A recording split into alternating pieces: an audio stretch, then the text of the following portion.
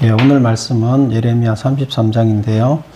제목은 이스라엘의 영원한 회복, 이런 제목으로 살펴보겠습니다. 우리가 예레미야서의 이 큰 줄거리를 보면 예레미야는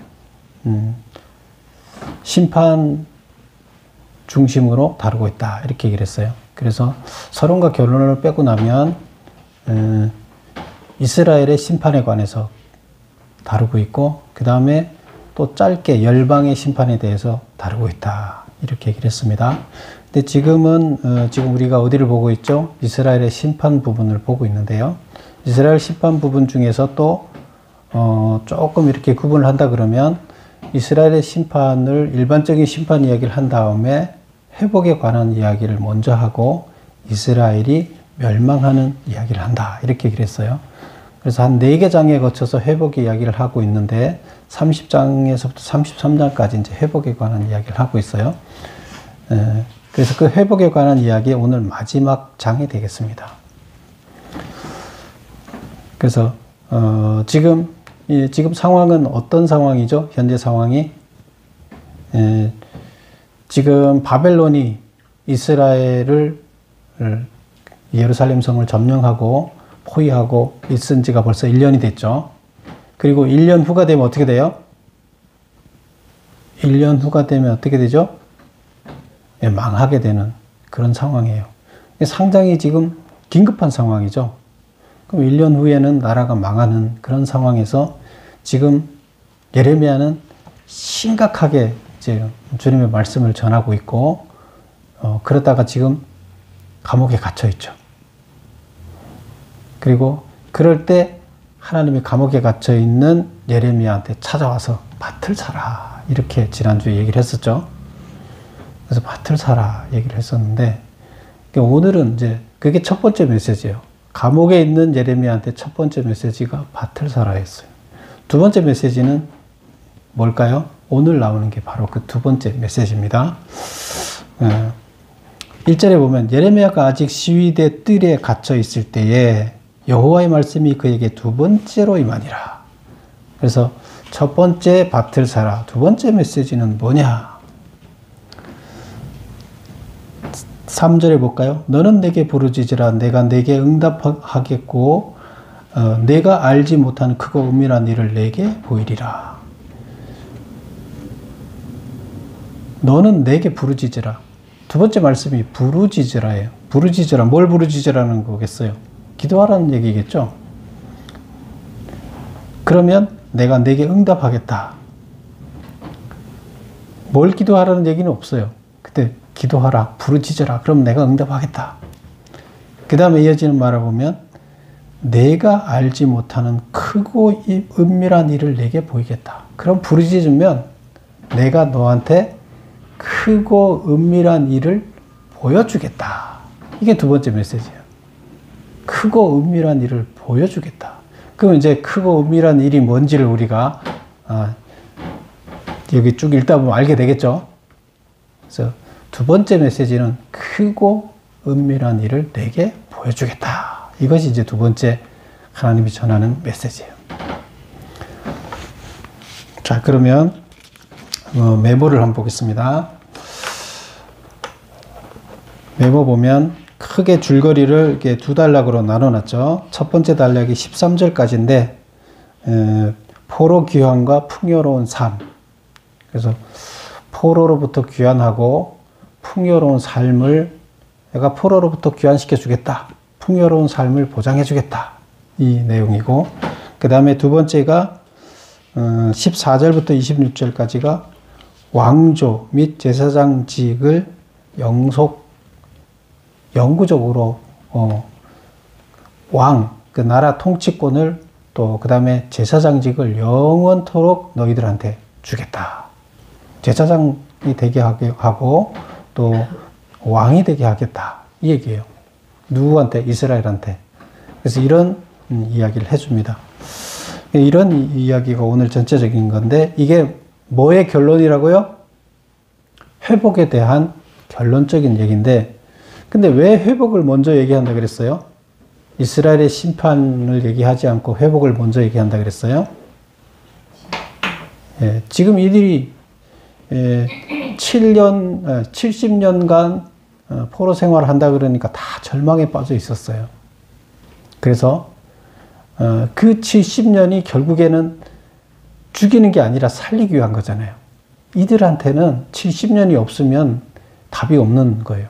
근데 그 70년이 너희들을 살리는 길이고 너희들을 회복시키는 것이고 하나님 나라로 들어가게 하는 가장 중요한 결정적인 그 과정인 거예요. 그게 없다 그러면 너희들은 구원 못 받는 거예요. 예루살렘 시온 성도 구경 못 하고요. 끝이에요. 그래서 그것을 이제 가르쳐 주기 위해서 그래서 희망을 줘야 되잖아요. 희망이 그것을 해석해 주고 포로 생활이 뭔지를 해석해 주고 반드시 하나님은 뭐 한다? 시온 성을 회복시켰다. 하나님 나라의 이 시온 성은 뭐라 그랬어요? 하나님 나라라 그랬잖아요. 너희들을 반드시 하나님 나라에 들여보낸다는 거예요. 그러면 희망이 있어요? 없어요?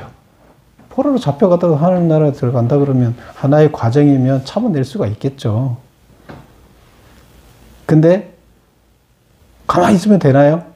가만히 있으면 된다 그러면 하나님께서 굳이 얘기 안 하겠죠. 가만히 있으면 되면 말 안 하고 하나님께서 그냥 가만히 있으면 들어보내면 되죠. 근데 굳이 왜 막 계속 얘기를 하고 설득하고 해요? 가만히 있으면 안 되기 때문이에요. 그들이 뭔가를 해야 되기 때문이에요. 구원 받으려면. 하나님께서 길은 다 만들어 놓지만 가는 길에 들어서야 돼요. 가는 차에 타야 돼요. 그래야 가는 거예요. 근데 탈 수 있는 게 우리가 정결해지는 거예요.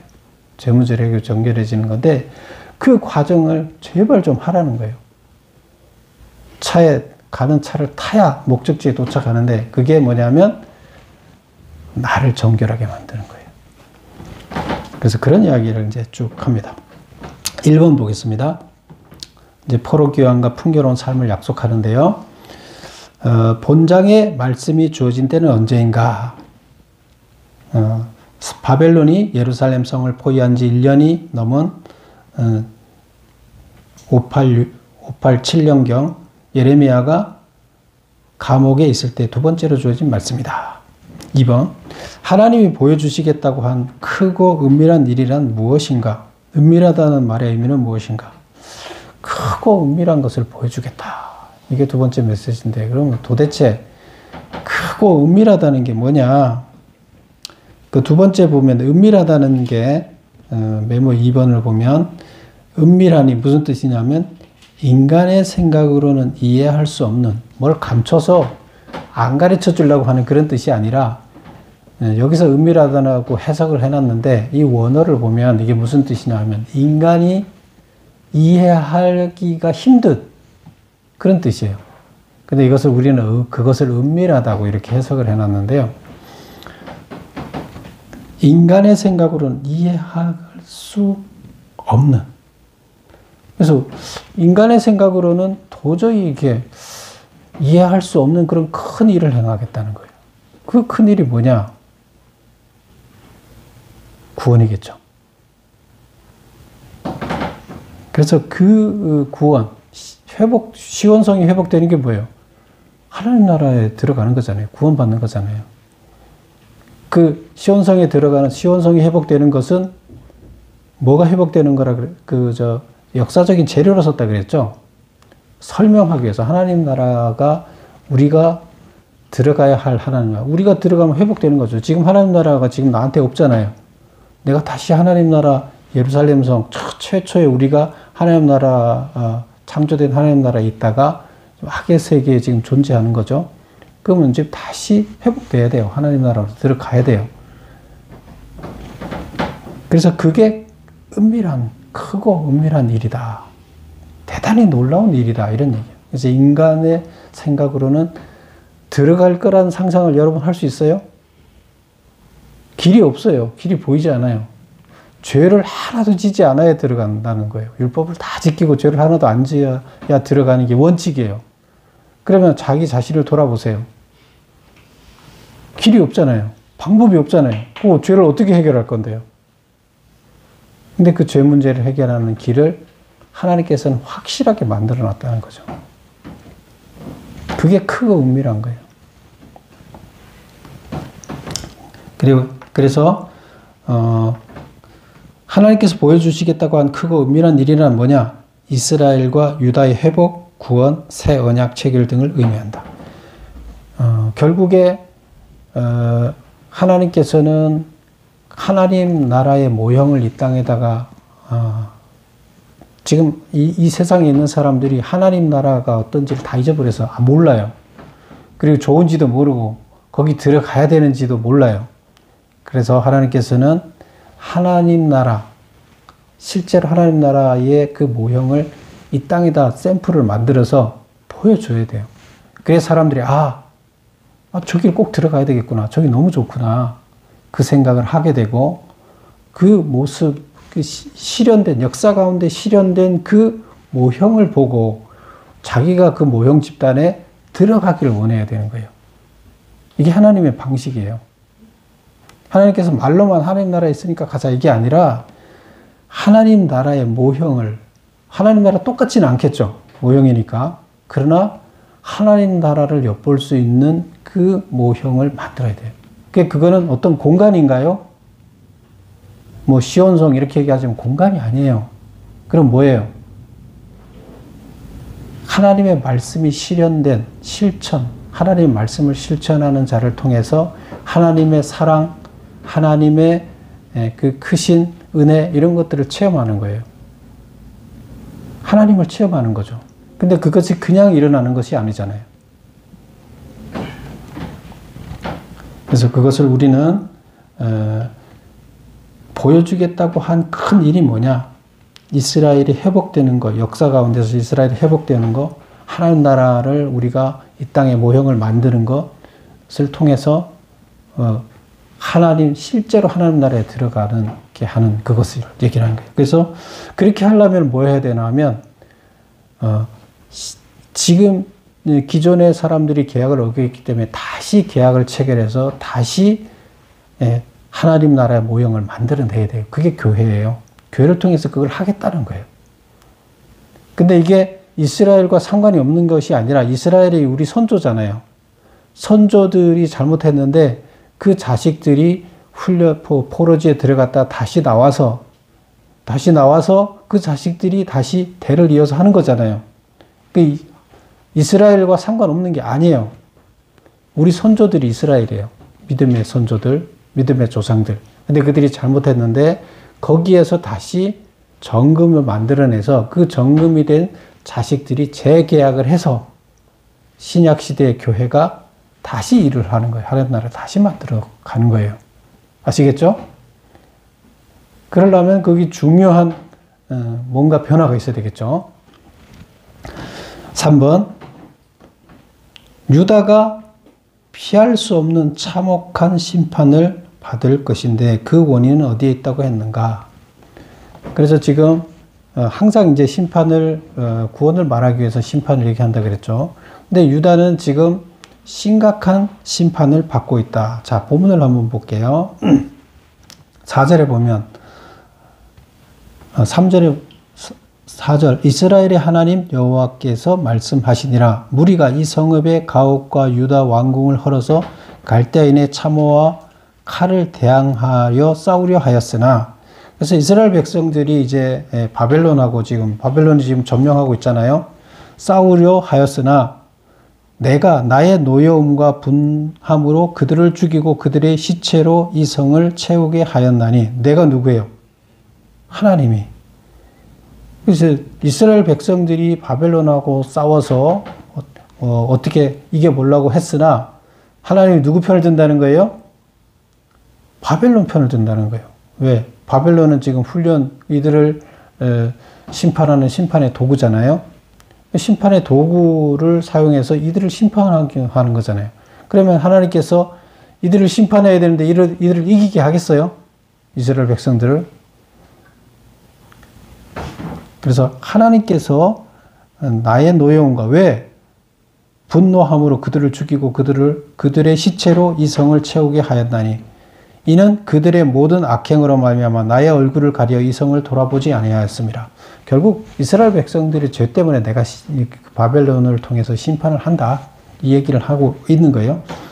그래서 3번 보면 유다가 피할 수 없는 참혹한 심판, 징계를 받을 것인데 그 원인은 어디에 있다고요? 이스라엘 백성들의 악행 때문이다. 죄를 졌기 때문에, 그리고 나의 얼굴을 가리어 이 성을 돌보지 아니했기 때문이다. 결국 예루살렘 성에서 하나님 나라의 모형을 보여줘야 되는데, 하나님 얼굴을 드러냈어야 되는데, 하나님 나라 모형, 하나님 얼굴을 드러낸 게 아니고 가렸다는 거예요. 그쵸? 죄를 저질렀기 때문에. 그래서 결국 징계한다. 하나님 나라의 일을 하기로 해놓고 엉뚱한 짓을 했으니까 가만히 두면 안 되겠죠. 4번. 그러나 심판의 상태인 포로로 계속 머물지 않고 크고 은밀한 일, 즉 회복을 이루어 주시겠다고 했다. 회복된 모습은 어떠하다고 했는가? 그래서 하나님은 심판을 받지만 그게 끝이 아니다. 반드시 심판이 용광로라 그랬잖아요. 하나님은 용광로에 들어갔다 나오면 어떻게 된다는 걸 안다고요? 정금으로 은이 나온다는 걸 알고 있어요, 하나님은. 그래서 용광로에 넣어야 돼요, 말아야 돼요? 넣어야죠. 근데 용광로에 안 들어가고 도망가겠다고 난리를 치는 거잖아요. 예레미야를 통해서 용광로에 들어가라 하는데 싫다 하고 지금 반항하는 거잖아요.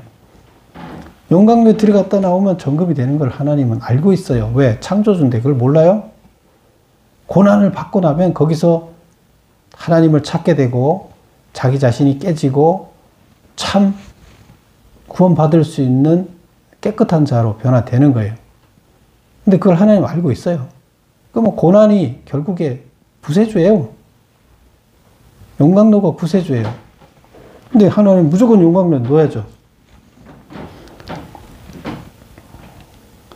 그래서 4번 심판의 상태인 포로로 계속 머물지 않고 용광로에 넣겠다.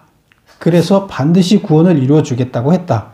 회복된 모습은 어떠하다고 했는가? 그래서 용광로에 들어갔다 나오면, 포로로 갔다 오면 어떻게 되느냐? 고난을 받고 나오면 이 성읍을 치료하며 고쳐 낫게 하고 평안과 진실이 풍성함을 그들에게 나타낼 것이며, 그래서 고쳐주겠다. 성을 고쳐주겠다. 성이 왜 고쳐져요?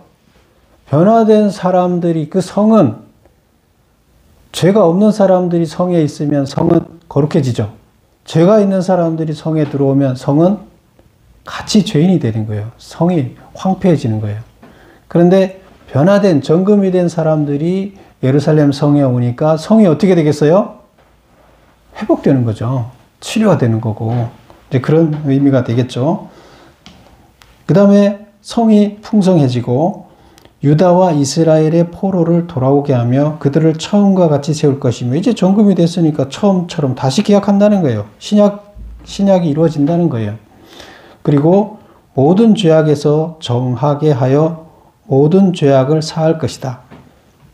죄 문제를 사하는 일이 일어날 것이다. 정결해져서 이 성읍이 세계 열방 앞에서 나의 기쁜 이름이 될 것이며, 하나님께서 자랑하는 성이 될 것이라는 거예요. 왜? 죄를 짓지 않고 깨끗하니까.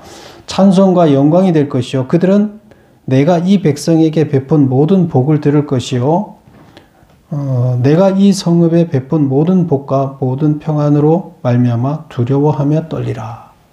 하나님이 이 재계약을 한 신약 교회를 통해서 하나님이 역사하는 것을 보고, 하나님께서 복을 부어주시는 걸 보고 세계 많은 사람들이 저 신이 진짜 참 신이구나 하는 것을 보고 두려워 떨게 될 것이다. 하나님을 참 신으로 알고 두려워하게 될 것이다. 이런 얘기가 되는 거예요. 누구 때문에요? 누가 그것을 우리가 하나님이 두려운 존재인지를 나타내야 돼요? 우리가 정금이 됨으로 인해서 하나님께서 우리에 부어주시는 축복을 보고 사람들이 그렇게 할 것이다. 두려워하게 될 것. 참 하나님을 알게 될 것이라는 얘기죠. 그럼 하나님의 얼굴을 드러내게 되는 거죠. 5번. 회복된 성읍에서 다시 들려오는 소리는 무엇인가? 그래서 이스라엘 그 예루살렘에 다시 회복됐을 때 어떤 소리가 들리느냐? 즐거워하는 소리, 기뻐하는 소리, 신랑의 소리, 신부의 소리. 전쟁하면 신랑 신부 결혼해요? 안 하죠.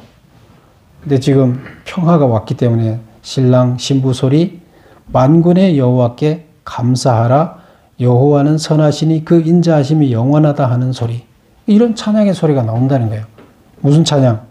여호와께 감사하라, 여호와는 선하시니 그 인자하심이 영원하다 하고 찬양하는 소리가 들린다는 거죠. 그리고 여호와의 성전에 감사제를 드리는 자들의 소리, 예배 드리는 자들의 소리가 들린다는 거죠. 이게 회복된 시온성. 이거는 다시 하면 재계약이 이루어진 교회를 이야기하는 거예요. 그래서 시온성은 곧 교회고, 이것은 다시 말하면 완성된 하나님 나라를 얘기하는 것이다. 6번, 황폐해진 유다 성읍에 목자가 살고 그가 양떼를 눕게 할 것이라고 했다. 목자와 양떼는 무엇을 의미하는가? 그래서 원래 이 황폐해졌던 유다 성읍 예루살렘에 양을 치는 목자가 이제 살게 되고, 그전에는 뭐 황폐했으니까 풀이 없는데 뭐 어떻게 목자가 뭘 양을 쳐요? 양을 칠 수도 없었어요, 황폐해서. 그런데 이제 기름지게 돼서 목자가, 양을 치는 목자가 생겼다는 거예요. 그리고 목자가 생겼으니까 양도 있겠죠? 이 얘기는 뭐냐? 지도자와 백성이 생겼다. 하나님의 양들, 하나님의 어린 양들을 끌고 가는 목회자가 생기고, 그 다음에 백성들, 양들이 생겼다는 이런 얘기예요. 하나님의 자녀들이 이렇게 많이 늘어나게 됐다, 이런 얘기예요. 신약시대 교회를 얘기한다 그랬죠. 이런 모습, 회복된 역사 가운데 회복된 모습, 신약시대 교회. 그 다음에 이것은 다시 말하면 하나님 나라, 완성된 하나님 나라에 들어갈 자들, 이제 이렇게 되는 거죠. 그래서 여기까지 보면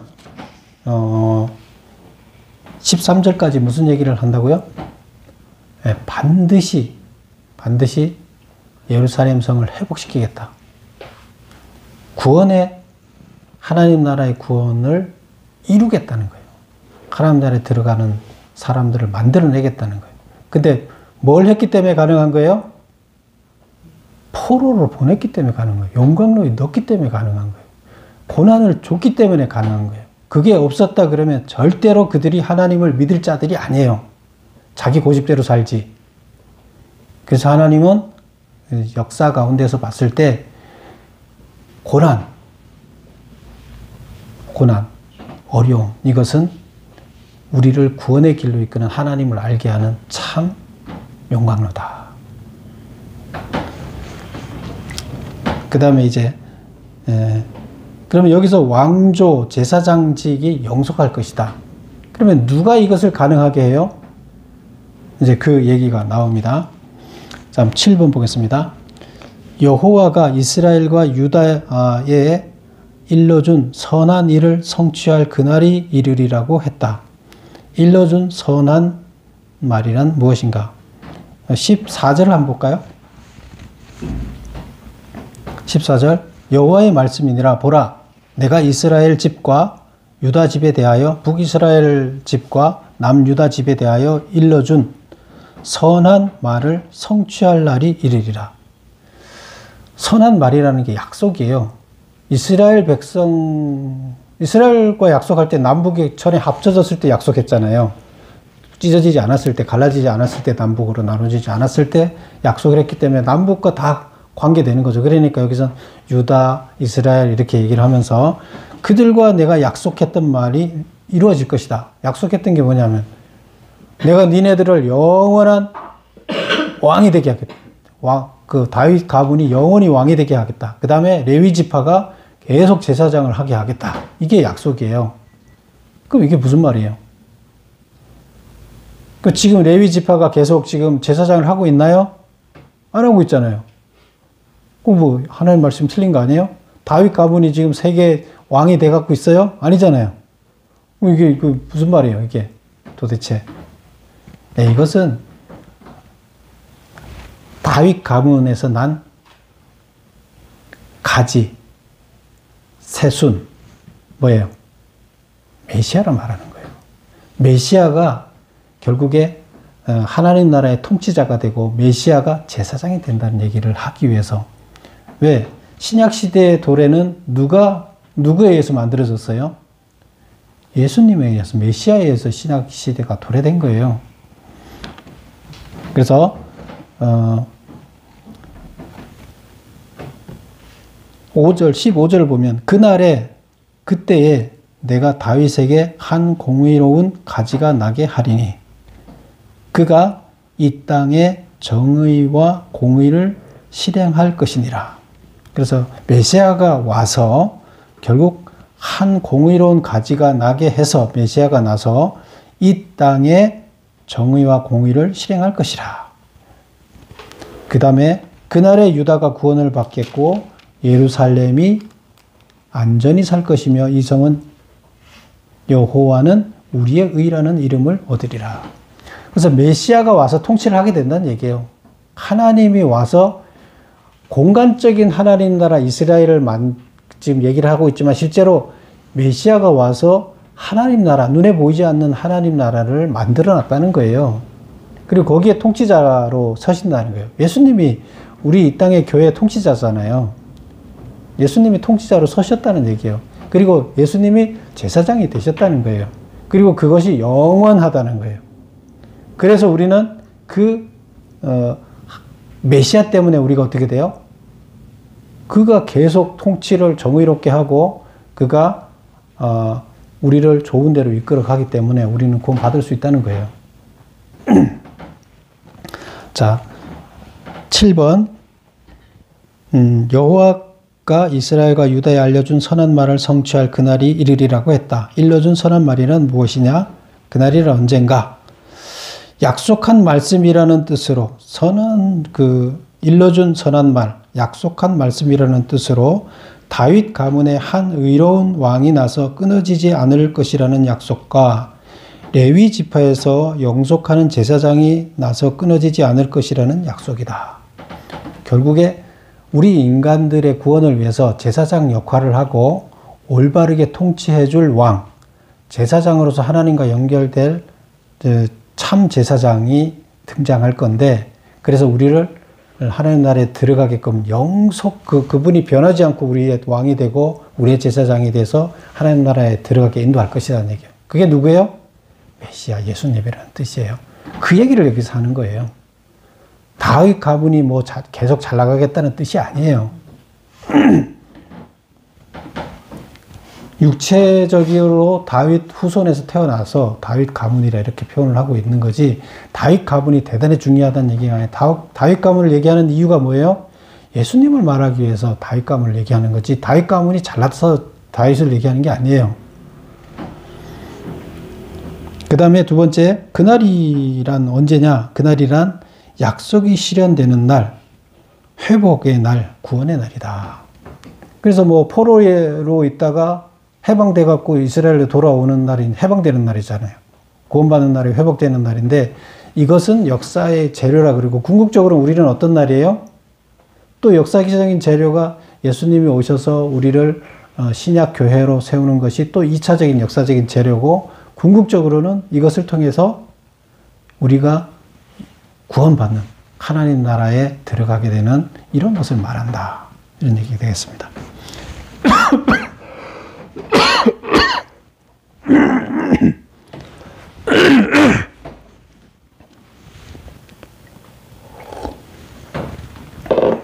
8번 보겠습니다.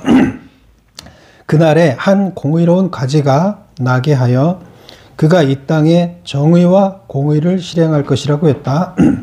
공의로운 가지는 누구를 의미하는가? 그날에 예루살렘 성이 얻게 될 이름은 무엇인가?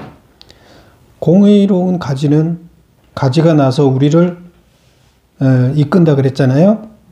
그 누구예요? 메시아죠. 그 다음에 그날에 예루살렘 성이 얻게 될 이름은 여기서 예루살렘 성이라는 것은 역사적인 가운데 이스라엘의 회복을 얘기하지만 실제로 예수님이 오셔서 만들어 놓은 교회 공동체를 말한다 그랬죠. 그래서 교회 공동체가 예루살렘 성이에요. 시온 성이에요. 근데 누가 만들었어요? 예수님이. 예수님이 교회를 만들었잖아요. 그리고 교회 통치자잖아요. 교회는 시온 성이고 예루살렘 성이고 통치자는 예수님이고.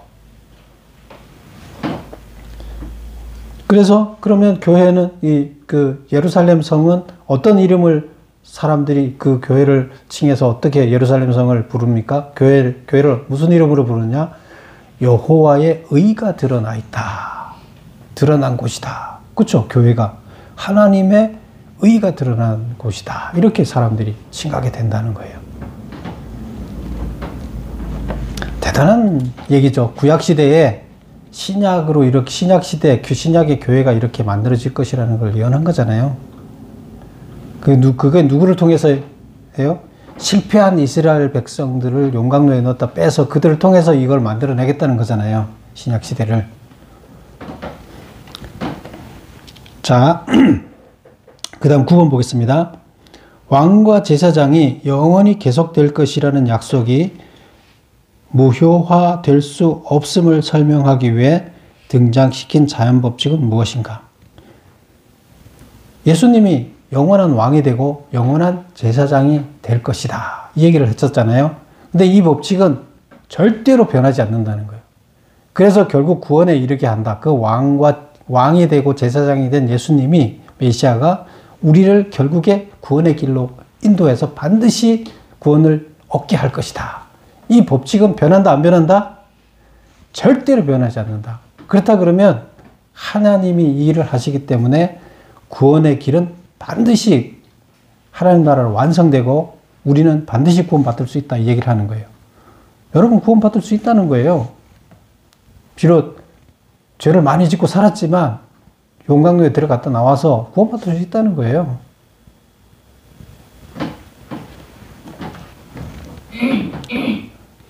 그래서 그러면 이걸 어떻게 설명하고 있느냐? 밤과 낮의 교차 법칙. 이게 무슨 말이냐면 이 땅에 밤이 됐다, 낮이 됐다, 이게 법칙이 있다는 거예요. 그렇죠? 일정한 자연 법칙에 의해서 이게 움직이잖아요. 언제는 밤이 길어지고 낮이 길어지고 그 일정한 이게 법칙이 있죠. 그냥 뭐 하나님의 마음대로 막 움직이는 게 아니라 법칙을 만들어 놓고 그 법칙에 따라서 공전과 지구와 뭐 이게 공전과 자전을 계속하면서 이 하나님 만들어 놓은 우주가 돌면서 우리한테 밤낮을 가져다 주는 법칙을 얘기해요. 이 법칙은 변한다, 안 변한다? 변하지 않는다는 거예요. 하나님 만들어 놓은 법칙은 안 변한다는 거예요. 근데 이 법칙이 변하지 않는 한 하나님 나라는 반드시 하나님 나라가 완성된다는 법칙도 변하지 않는다는 거예요. 그래서 밤낮이 없어지면 하나님 나라 법칙도 없어진다는 거예요. 근데 이 밤낮이라는 법칙이 없어져요? 안 없어지게 만들어놨기 때문에 안 없어진다는 거예요. 그렇다 그러면 하나님 나라 들어가는 것도 절대로 없어지지 않는다. 확신하라 이거예요. 하나님 나라 들어갈 수 있다. 구원받을 수 있다. 확신하라는 거예요. 그러면 그걸 확신하게 되면 삶의 태도가 틀려지겠죠. 알았어. 그럼 용광로에 뛰어들지 뭐. 갔다 와서 살아야 되니까 들어가야지 뭐. 나 고난? 알았어. 내 받아내지 뭐. 그거 뭐 그 구원받는다는데 그 고난 그거 내가 못 견디겠어? 가는 거예요. 용광로에 뛰어드는 거예요. 고난? 알았어. 달게 받지 뭐. 기분 좋게 받는 거예요. 그 얘기를 하는 거예요. 고난 도망가지 말고 받아라는 얘기예요. 그게 결국 나를 구원의 길로 인도하는 과정이라는 거예요. 그 얘기를 계속 하는 거예요. 첫 번째 메시지도 그랬죠.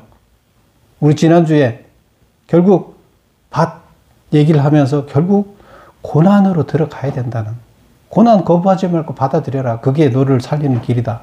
그 말을 하려는 확신을 주기 위한 거라 그랬잖아요. 오늘도 똑같은 얘기예요. 그래서 10번을 보겠습니다. 하나님이 자신들을 버렸다는 백성들의 생각에 대하여 어떻게 말씀하셨는가? 이거 한번 읽어볼까요? 33장 24절을 보면 이 백성이 말하기를 이스라엘 백성이 어떻게 말하냐면 여호와께서 자기가 택하신 그들 중에 두 가게를 버리셨다. 남유다 북이스라엘 두 가게. 여호와께서 자기가 택해놓고 자기 그 종으로 택해놓고는 버렸다는 거예요. 그래서 자기네들이 다 망해서 지금 포로로 잡혀간다는 거죠. 버리셨다 한 것을 내가 생각하지 아니하느냐. 그들이 내 백성을 멸시하여 자기들 앞에서 나라로 인정하지 아니하는도다. 그래서 하나님이 다 버렸고 망했기 때문에 자기들은 이제 나라도 아니다 이렇게 생각한다는 거예요.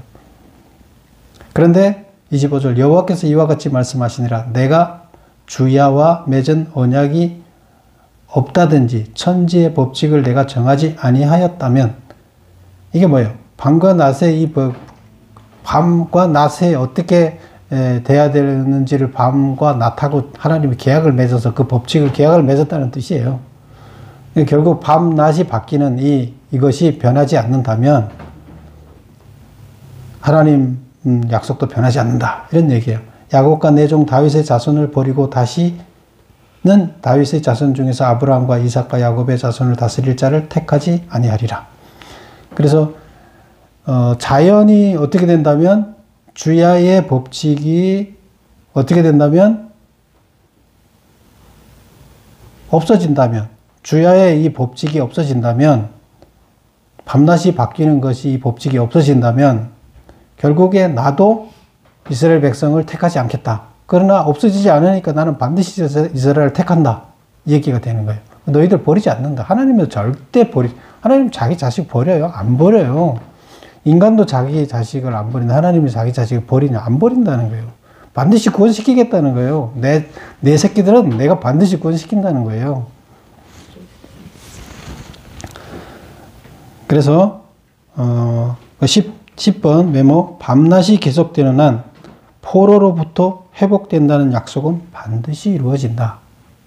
그래서 너희들 지금 포로 생활하지만 밤낮이 없어지지 않는 한은 내가 반드시 너희들 회복시켜준다. 또 다시 말하면 신약 시대의 신약 계약을 이루고 교회를 만들어내겠다. 다시 말하면 하나님 나라에 들어가는 구원을 반드시 이루어내겠다. 이 법칙은 변하지 않는다는 거예요. 하나님이 만들어 놓은 법칙이 바뀌어요? 안 바뀌죠. 그래서 그거 신뢰해라. 제발 믿으라는 거예요. 여러분 제발 구원받을 수 있다는 확신하라는 거예요. 그러면 그게 확신이 있으면 나한테 오는 고난을 기쁘게 받아들일 수 있다는 겁니다. 안 그러면, 확신이 없으면 절대 고난 못 받아들이죠. 도망가죠. 그것이 살 길이다. 여러분들은 다 확신을 하시기 바랍니다. 그러면 그 확신에 따라서 내 앞에 닥쳐진 모든 것을 감내하며 기쁨으로 극복해 낼 수가 있다는 겁니다. 그리고 승리한다는 겁니다. 승리하는 여러분 되시기를 축원합니다. 기도하겠습니다.